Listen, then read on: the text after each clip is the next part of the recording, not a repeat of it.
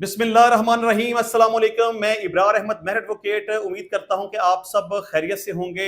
आज हम दो मुख्तलिफ सवालात को डिस्कस करेंगे। नंबर वन तो ये कि क्या हामला औरत को तलाक दी जा सकती है या नहीं, और क्या हामला औरत अदालत से तनसीक निकाह की डिग्री हासिल कर सकती है कि नहीं। और हमारा दूसरा सवाल ये होगा कि औरत की इद्दत कितनी होगी, जैसे कि तलाक या तनसीख निकाह की सूरत में उसकी इद्दत कितनी होगी अगर औरत हामला ना हो तो, और अगर औरत हामला हो तो इस सूरत हाल में तलाक या तनसीख निकाह की सूरत में औरत की इद्दत कितनी होगी।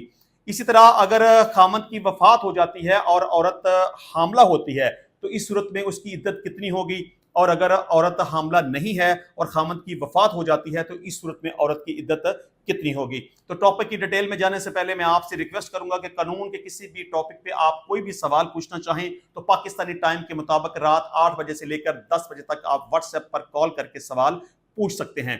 अच्छा जी, पहला सवाल यह है कि क्या हामला औरत को तलाक दी जा सकती है कि नहीं दी जा सकती, और क्या हामला औरत अदालत से तनसीक निकाह की डिग्री हासिल कर सकती है कि नहीं कर सकती।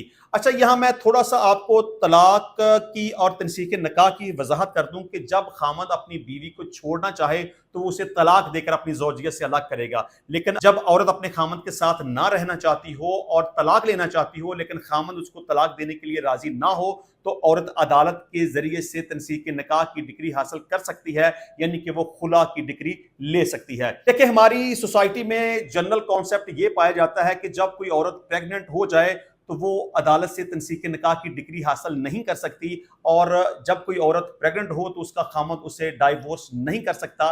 ये कॉन्सेप्ट गलत है। चाहे खामद अपनी बीवी को डाइवोर्स करना चाहे या बीवी अपने खामद से खुला की डिग्री हासिल करना चाहे, उस हालत में जबकि वो हामला हो तो ऐसा मुमकिन है। खामद अपनी बीवी को तलाक दे सकता है और औरत भी अदालत से तनसीक निकाह की डिग्री हासिल कर सकती है। अच्छा जी, अब हमारा सवाल यह है कि औरत की इद्दत कितनी होगी। देखें, इसकी दो तीन चार मुख्तलिफ सूरतें हैं, वो मैं आपके सामने रखता हूं।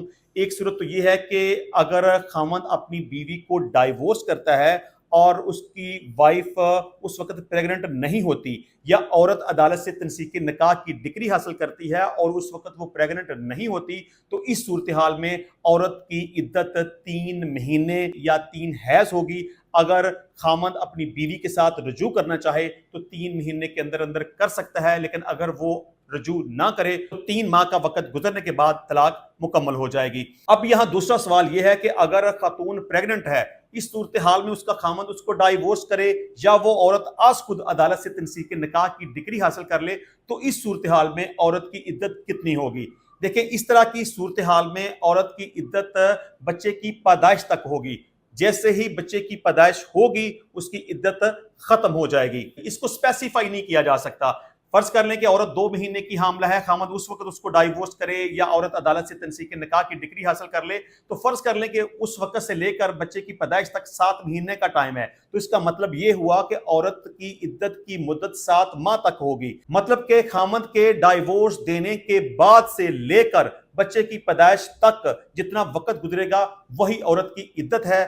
इस दौरान अगर मियां और बीवी आपस में रजू करना चाहें तो कर सकते हैं, लेकिन जैसे ही बच्चे की पैदाइश हो जाएगी तलाक वाक़या हो जाएगी और मियां और बीवी आपस में रजू नहीं कर सकेंगे।